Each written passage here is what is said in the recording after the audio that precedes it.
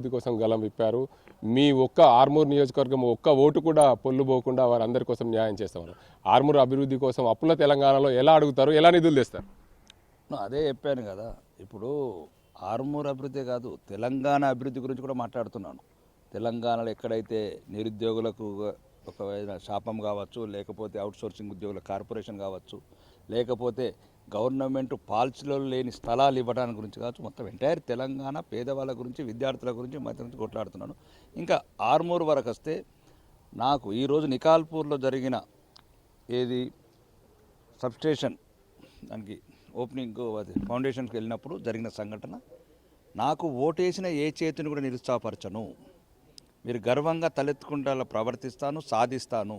అప్పుల తెలంగాణ, అప్పుల కుప్పైన తెలంగాణలో ఎటువంటి ఆరు గ్యారెంటీ చెప్పి ఇంక ఇప్పటివరకు ఏది చేయకుండా కానీ మాకు ఇవ్వాల్సిన దాని మీద వాటర్లు కొట్లాడుతున్నాం, తీసుకొస్తున్నాం. సబ్స్టేషన్స్ కావచ్చు, బట్టి విక్రమార్కని నిలదీసినాం, తీసుకొచ్చినాం. ఐలాపూర్ హాస్టల్ కావచ్చు, నిలదీసినాం, తీసుకొచ్చినాం. ఇంటిగ్రేటెడ్ ముఖ్యమంత్రి నిలదీసినాం, తీసుకొచ్చినాం. రోడ్స్ కావచ్చు, ఆర్ఎండ్బి కావచ్చు, సిఆర్ఎఫ్బి కావచ్చు, రెండోది పిల్లల హాస్టళ్ళ గురించి కావచ్చు, ఆర్టీసీ డిపోల గురించి కావచ్చు, మా వాటా మాకే కావాలని నిలబడి కొట్లాడిన ఆర్మూర్ గడ్డ ఇది.